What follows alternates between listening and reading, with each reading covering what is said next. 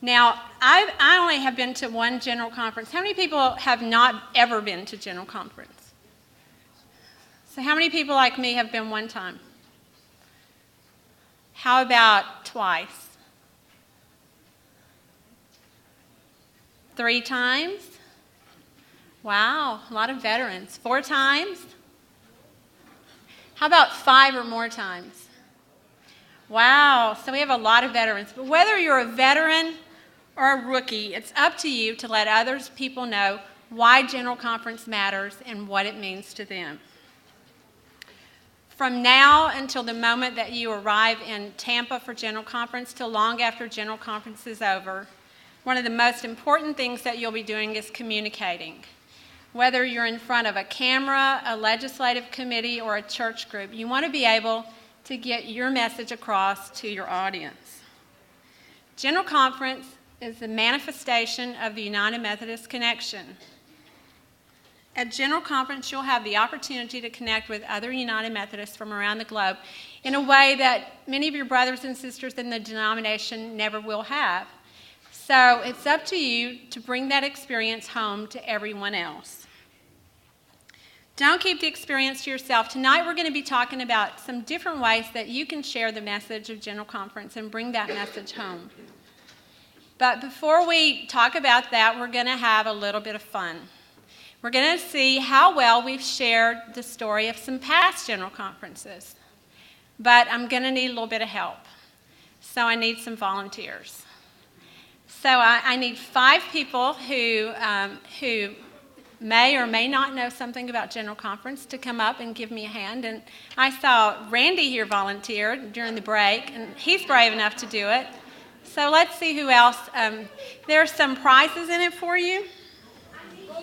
Give him a hand.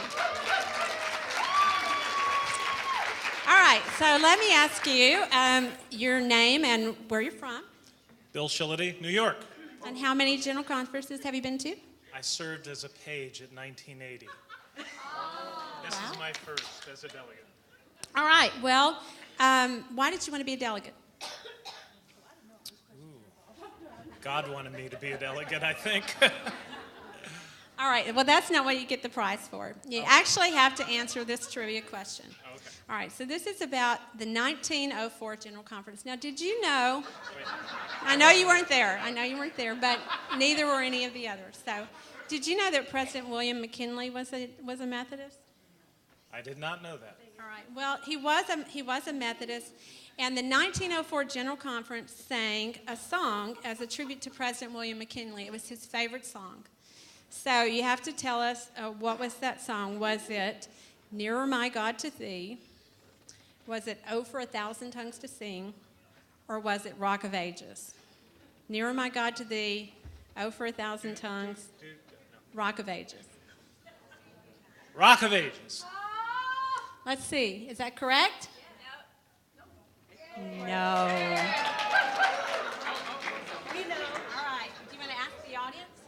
Let's ask the audience. What was it?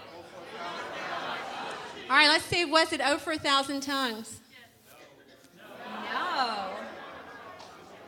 It was Nearer My God to Thee. All right, well, thank you for playing, sharing the story of General Conference. All right, let's see how Randy does. Randy, tell us who you are and where you're from and how long you've been a delegate. Randy Robinson, Illinois Great Rivers Conference. This is my 4th General Conference. What's your favorite part of General Conference? Worship and preaching. All right, good. Correct answer. All right. All right, here's your question. You ready?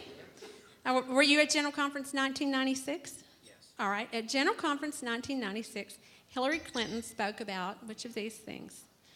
Playing an angel in the Christmas pageant, children and families, the social principles, or all of the above?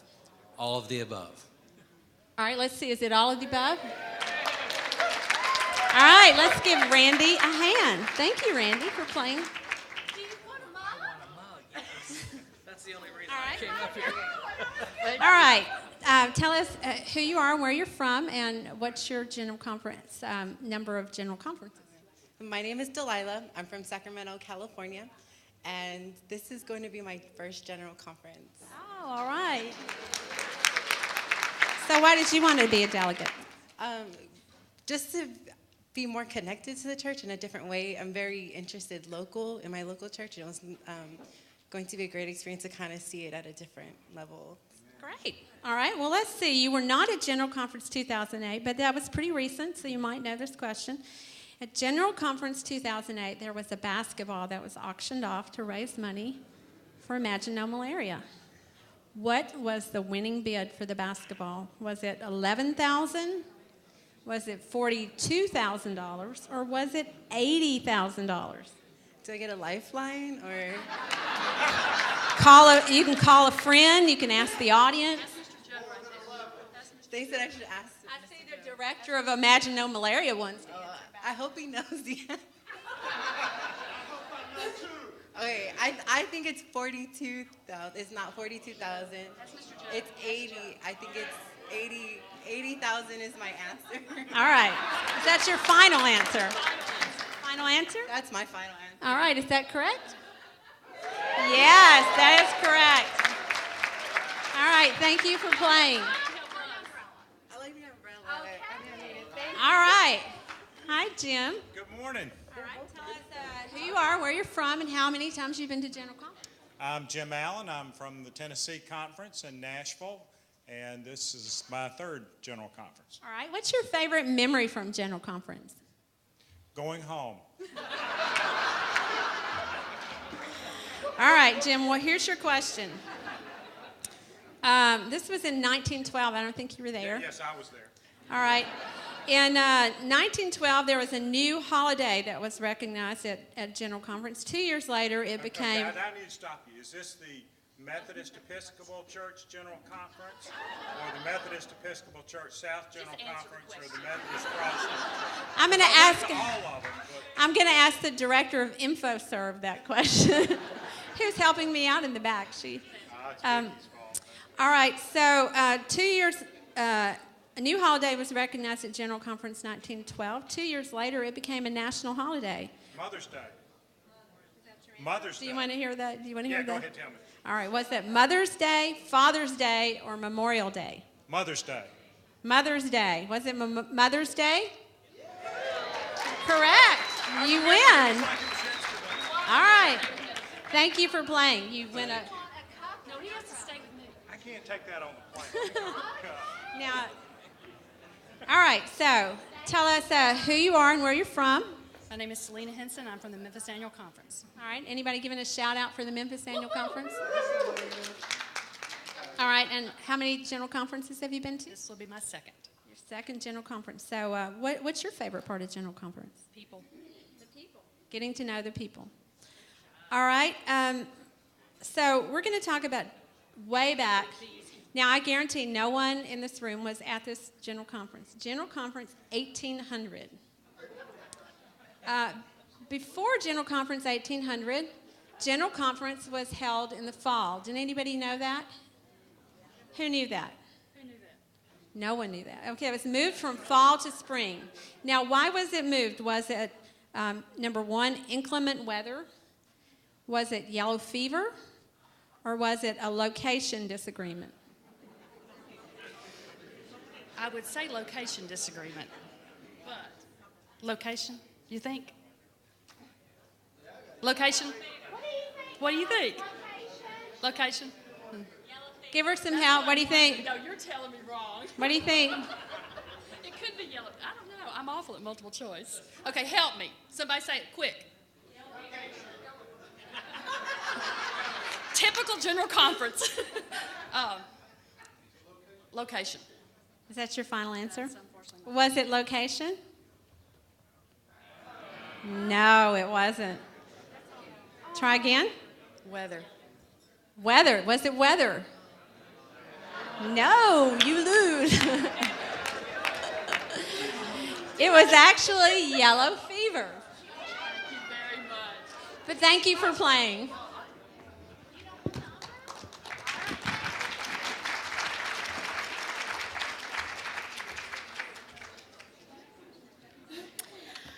I've heard it said that General Conference is the equivalent of a family reunion. You never come home from a family reunion without pictures to share or stories to tell, especially if some of your family members weren't able to join you at the family reunion. So you want to be storytellers, but the delegates are not alone in the storytelling effort. You have partners, and one of your partners is United Methodist Communications. So we're going to talk about some of the ways that we tell the story of General Conference, as well as some of the resources we provide. But you have another partner in this effort, and that is your annual conference communicators. So I'd like to ask the annual conference communicators who are here to please stand up.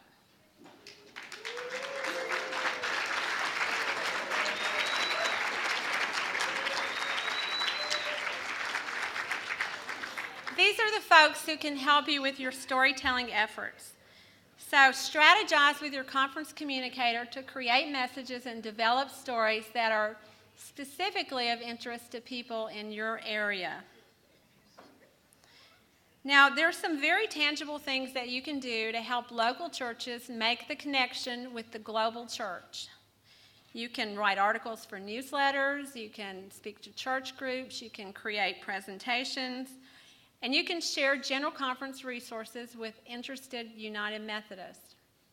Now, one of the very easiest things that you can do is to let people know about the General Conference website. It's gc2012.umc.org. Now, I hope you've all been there to see the things that are offered there. But if you've not, that's the place where you can find the latest information as well as news stories relating to General Conference, both now, up until General Conference, through General Conference, and after General Conference. So if you've not been there, please visit to see all the different things that are there. As well as in-depth news coverage, there's photos, there's videos, there's information about what's going to be happening. That's where you can find legislative tracking.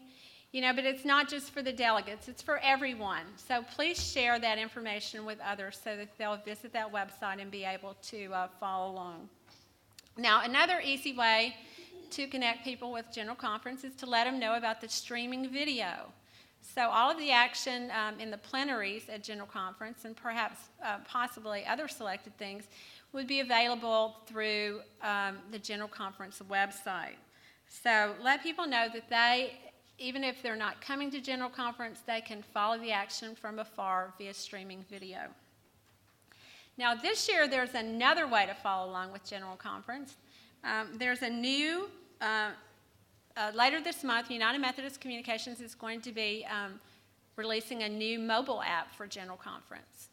So it's available for iPad, iPhone, and Android smartphones. And there's a lot of resources available there that will help you as delegates. There's scheduling information, there's maps of the Tampa area nearby, there's maps of the convention center, the display areas. The legislative tracking will be available via the mobile app. News, stories, videos, all of that information that's also on the website would be available via the mobile app. But this will make General Conference available to people without benefit of a computer or an internet connection. They're able to follow along easily.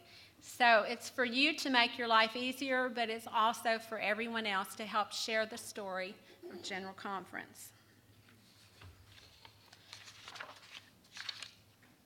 So to download the app, you can get that from the General Conference website later this month when it's available, or go to your device's app store and just search for United Methodist General Conference. It's free, and stay tuned to find out exactly when it will become available. Now, another way to get people interested in why General Conference matters is to encourage them to take the course Exploring General Conference. How many people here who are familiar with this course or have taken it themselves? So quite a few of you. This is really for anyone who's interested in learning more about how the United Methodist Church makes decisions. It's available at the website that's listed on the slide, and it's free. It's self-directed. It's available anytime, so you can start whenever you wish. It has discussion forums that are facilitated by moderators, And there's also activities to test your knowledge of the legislative process. So let everyone know about that so that they'll discover more about how General Conference can affect them. Now, how many of you are bloggers? How many of you blog? Okay, how many of you, what delegations have their own blog? There's a few. Now, I have the Wisconsin blog up here, which I've been following. I've subscribed to. Louisiana has a blog. Who else? What other? Oregon, Idaho has a blog. Central Texas has a blog. Pacific Northwest has a blog. Iowa? About to have a blog. Okay. In the months leading up to General Conference, if you don't have a blog, you may want to work with your conference communicator to start a delegation blog, or you can just start your own blog. Whether you're a delegate or whether you're someone who's just interested in General Conference. It's an easy way to offer your perspective as well as to get feedback from others. And it can be as simple as just posting a photo, or it can be as in-depth as an explanation of legislation. You know, you can mix up the post and get some variety. Now, 4 years ago, when I talked about sharing the story of General Conference to the delegates, I said that the new media has changed the rules of journalism and the way that we report on things. Blogs were prevalent in 2008, and they were a part of General Conference, but it provides a way for anyone who has an opinion and an internet connection to reach and influence large numbers of people. But if blogging had changed things 4 years ago, boy, technology has really changed the way things are now. The reach of social media has grown immensely, as well as the variety of different communications channels and the ease of using them. So it's never been easier to share your General Conference experience. You can upload videos on YouTube. Now, I saw one conference has a YouTube channel, I think, for their delegates. Does anybody know who that is? Are you here? You can post photos on Flickr. And then, of course, with more than 800 million users on Facebook and 100 million users on Twitter, those avenues are sure to play a role in General Conference storytelling.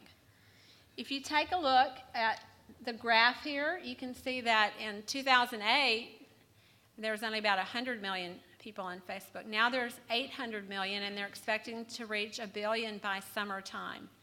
So there's a new General Conference Facebook page.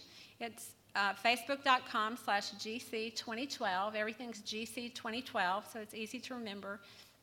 How many of you are following GC2012 on Facebook now? All right, maybe less than half. So we have about 1,300 followers. Let's make it 13,000 or 130,000. So invite all your friends on Facebook to become followers of the General Conference website. But it's not just about this Facebook page. Most local churches have Facebook pages now. Most annual conferences, if not all, have Facebook pages. You have your own personal Facebook pages. It's a lot easier to share the story of General Conference than it's ever been before. So take advantage of these avenues to give your unique perspective.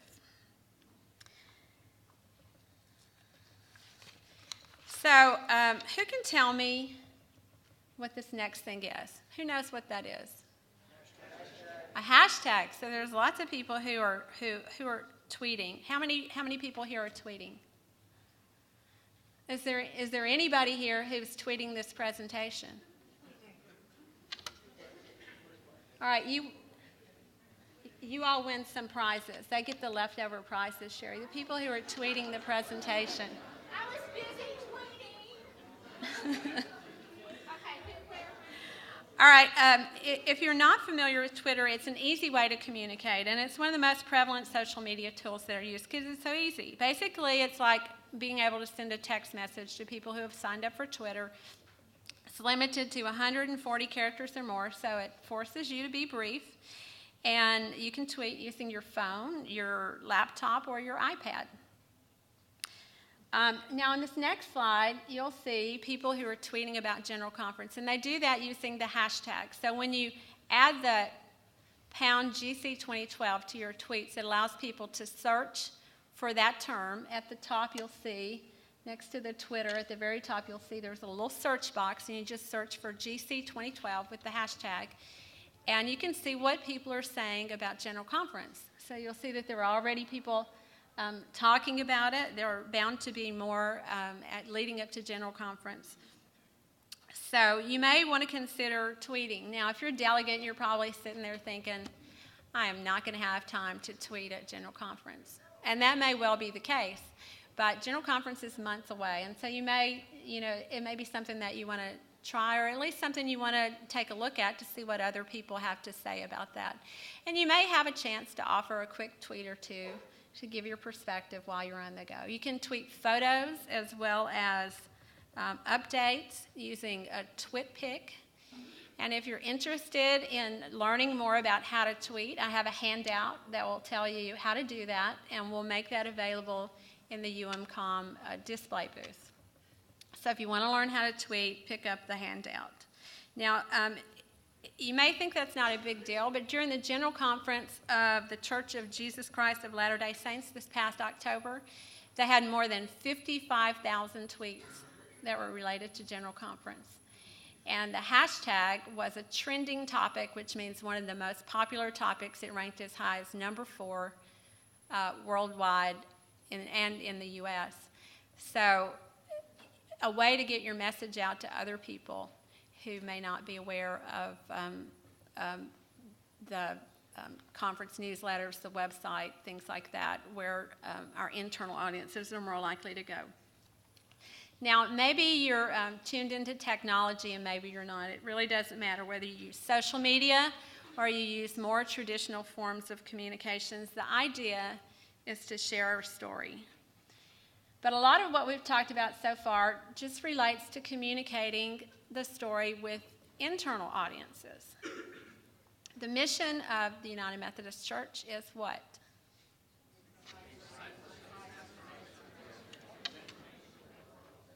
So that means we have to communicate externally as well as internally. We're not making disciples inside the church, we're making disciples outside the church. So it's important to think about media as a way to communicate, to tell the church's story and to show how we as a denomination and citizens in the world are coming together to make decisions with and for each other. What you do and say influences public opinion of the United Methodist Church. So think about those opportunities when you're asked to speak to church media, when you're asked to speak to local media. What you do and say is going to influence public opinion of the United Methodist Church. So if you haven't already done so, start by working with your conference communicator to create a communications plan so that you know who's going to do what and when they're going to do it. Together with your communicator, you can discuss what are the issues that are of most concern to your delegation and to your annual conference. Who are the people who are best qualified to speak about that? Who's going to be your spokesperson? What processes do you need to put in place to disseminate information? What protocol will you do in the event? Will you have in the event that you get a media request? Do you have a media policy? Do you know who's authorized to speak? Are you all authorized to speak, or is there one spokesperson designated? These are all issues to be thinking about in conjunction with your conference communicator if you've not done so already. So we're going to talk about a few tips for being a good spokesperson.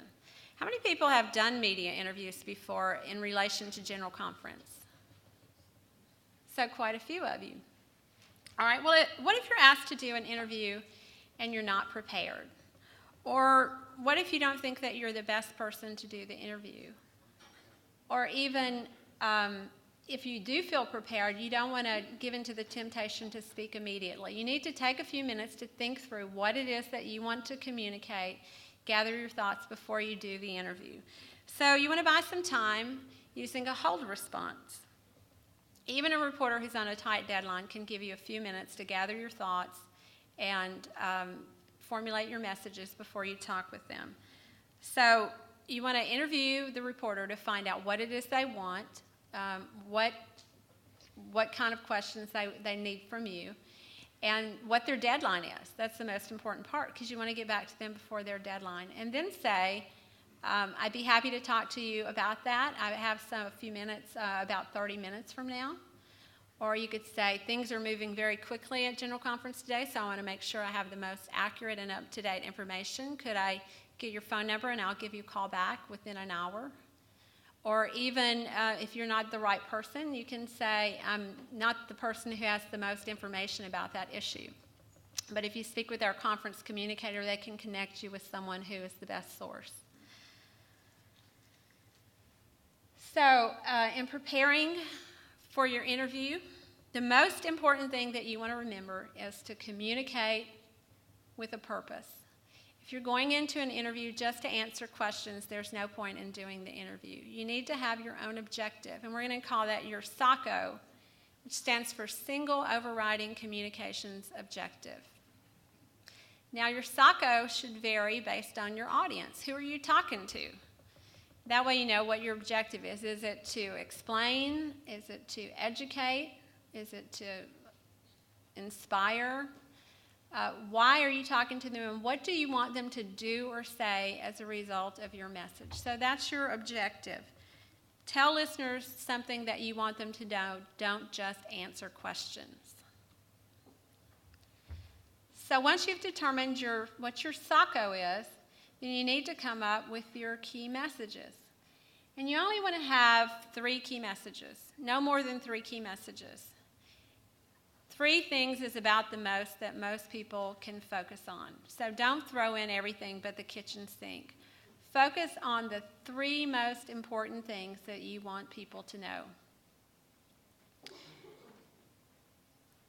Once you come up with your 3 key messages, you want to think about what evidence do you have to support those. What are facts that support those? What are examples, stories, anecdotes, examples, whatever you have that supports that key message. And then you want to repeat your key message as often as possible, using those stories, examples, anecdotes, and facts. That doesn't mean that you're going to repeat the same thing over and over when you're asked a question.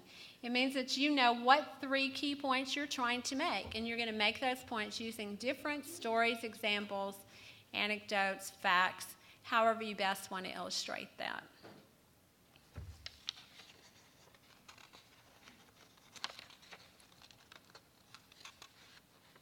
An interview is not a conversation, so don't be conversational. The difference in an interview and a conversation is that when you have a conversation, everything that you say in the conversation contributes to the context and the understanding of what happened in the conversation. You have a conversation with a reporter, they're only going to report 1 or 2 things you say.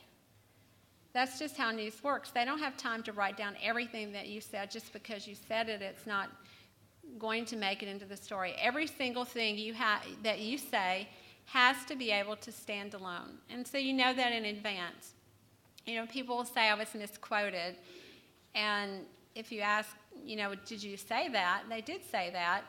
But they also said some other things to explain that. But reporters can't use everything you say. So know ahead of time that everything you say in an interview has to stand alone.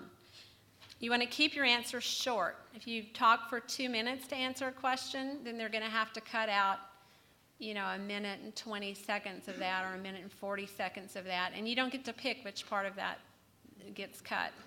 So remember to keep your answers short and strive to be understood. People aren't impressed by complex language. They're frustrated by it.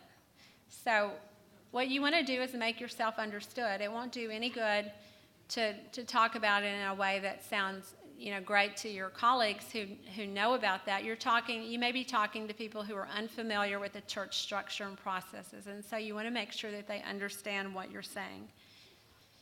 The other difference in how an interview is different from a conversation is that in a conversation, you generally lead up to your conclusion. You lay the groundwork and you say, all of the things that you want to say that lead up to the conclusion, which you usually say last.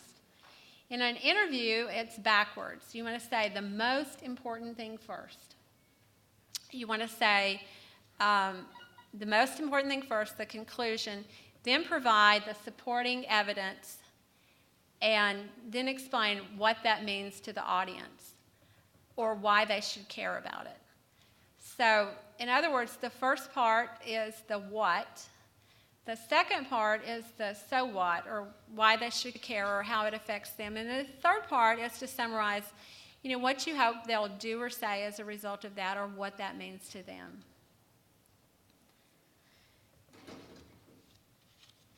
Now, I think we'd gotten a slide ahead, so we're on the right slide now, but the next important point is to be quotable. Now, has anyone ever been interviewed but their quote didn't make it into the news story? Has that ever happened? What reporters are looking for is something that makes their story more interesting or more understandable. So if you say something that adds additional interest or a unique perspective or gives additional understanding, then you're likely to be used in the story. If you repeat the same facts that are already known and you don't say anything new or anything insightful or anything that's interesting, or you don't phrase it in an interesting way, then your quote is not likely to be used. So the things that are memorable and that reporters are looking for are those stories, your personal experiences, your personal insights, your examples, the things that stand out in people's minds. Vibrant language, alliteration, rhetorical questions, those things that make stories more interesting to read will help you get your quotes and stories.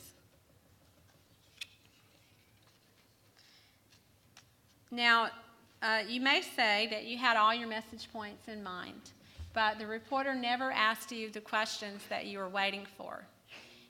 The questions are not important. It's the answers that are important. You want to keep your key messages in mind.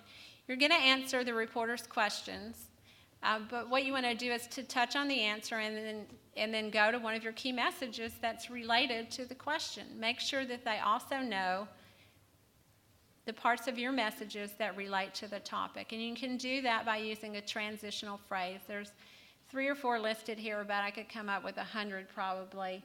The bottom line is this. What I can tell you is this. It's important to remember that. The most important thing to know is this. You have to understand that. So using a transitional phrase to go from the answer to the question to one of your key points. If you include your key points, your key messages in every answer, it doesn't matter which answer gets used in the story because they're all things that were important to you.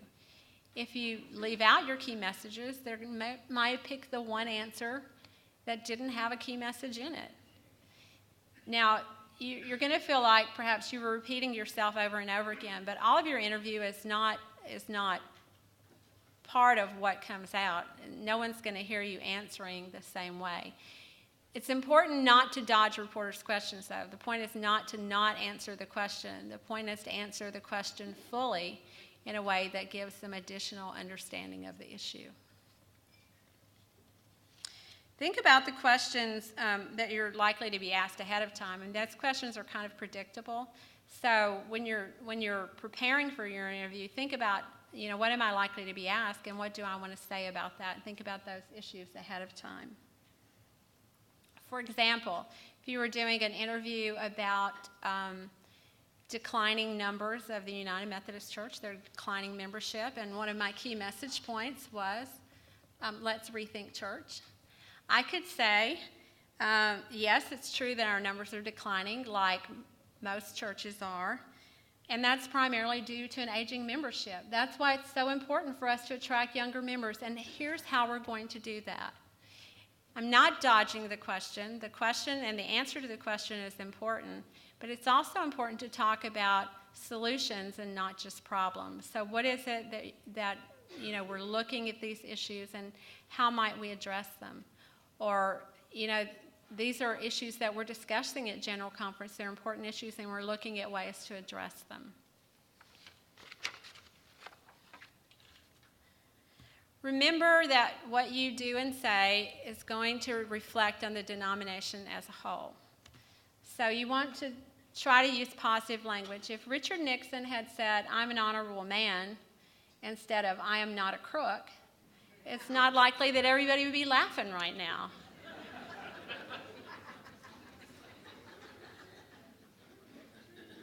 Phrase your answers positively. And if a reporter asks you a question using negative language or inflammatory words, then don't repeat that language back in the answer. It's sort of a tendency to say, to repeat those words back when you answer. Just reframe your answer using your own language. It's not necessary to correct a reporter using that language, even to refute it. So reframe your answer in a positive way.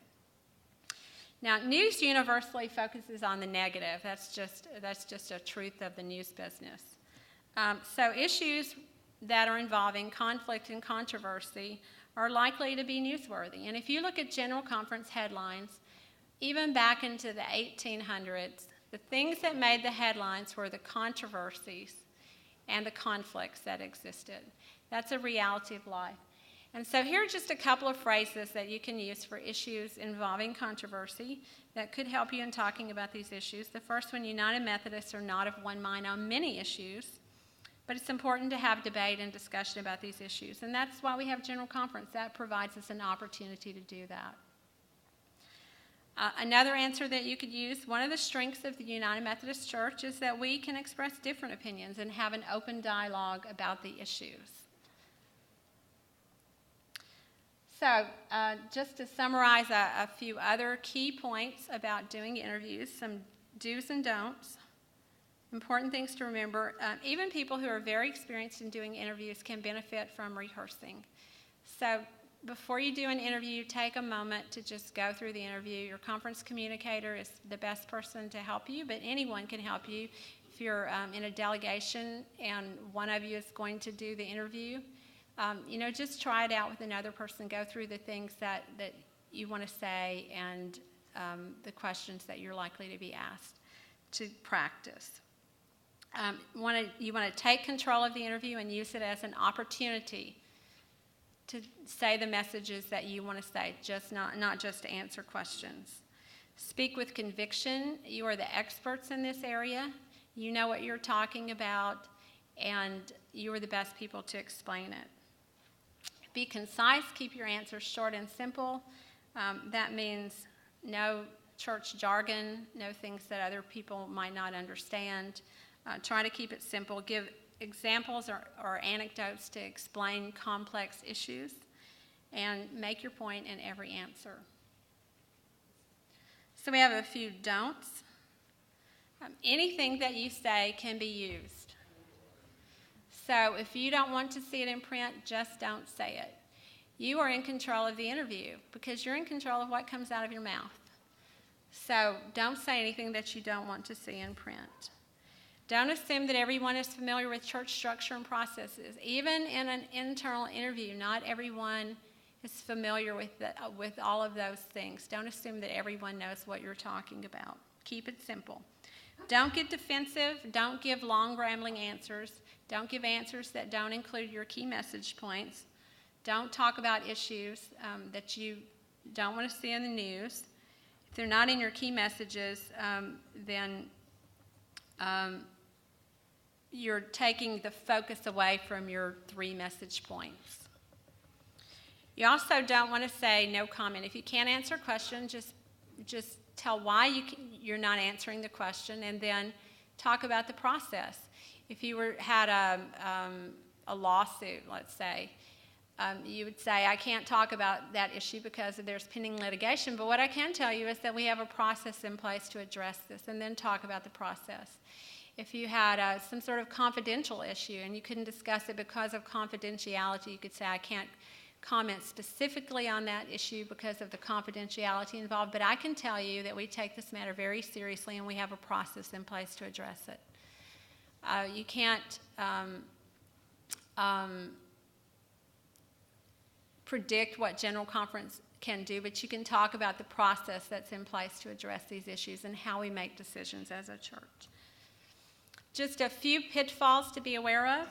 You could be asked questions about what if so-and-so happens?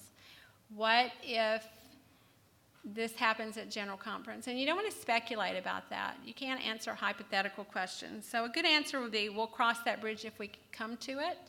Or I couldn't speculate about what will happen, but here's what I can tell you. One of the strengths of the United Methodist Church is that we have a place where we can discuss these issues and make decisions together as a church. Also, if you don't know the answer to a question, I don't know is a perfectly good answer. Don't try to wing it. You can say, I don't know, but I can find out. You can say, I don't know, but the best person to ask that question to is this person. But don't try to just wing it. And what's your phone number, Diane? It's at the end of the presentation.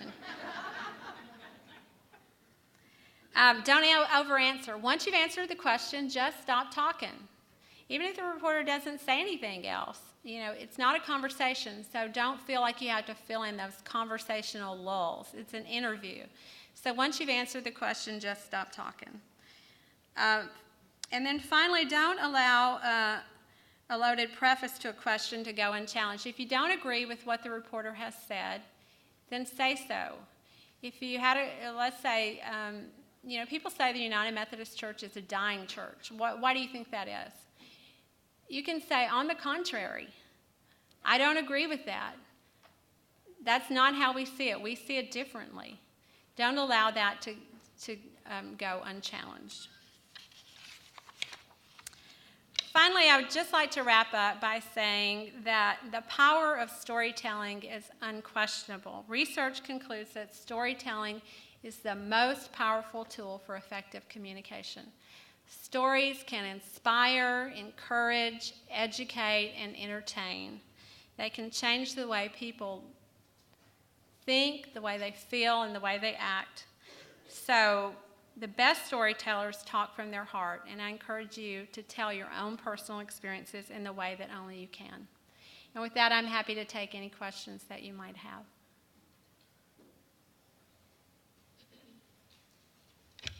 Yes? If we were to have a question, say, about restructuring, would there be any liability if we use the General Motors illustration from this afternoon? Would it be better to avoid something like that? Now, see, if that's a liability question, I don't mind saying, I don't know. I would ask a lawyer to give me a legal opinion about that before I talked about it. So I'm not the best person to answer that question, and I'm not afraid to say so. In other words, no comment, right? Not no comment. You can say, I mean, if that were something that you were thinking about in your preparation, that you wanted to talk about that, it'd be best to just check if there was a question about what the legality might be, or whether it was going to, get you in some hot water, then I would just check before I said it. It's hard to take it back once you've said it.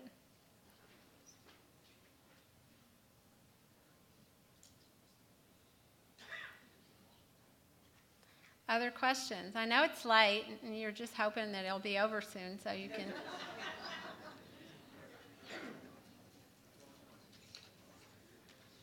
All right, well, I think that... here's one. You're not free yet. Is your PowerPoint presentation available? Yes, it will be available on the General Conference website, I think. I'm looking for someone from UMNS who can tell me exactly where it will be. But yes, it will be available.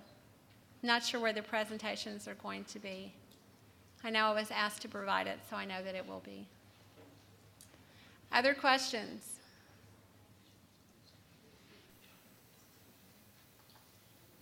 Seeing none, we'll adjourn for the day. Thank you for your attention and for coming.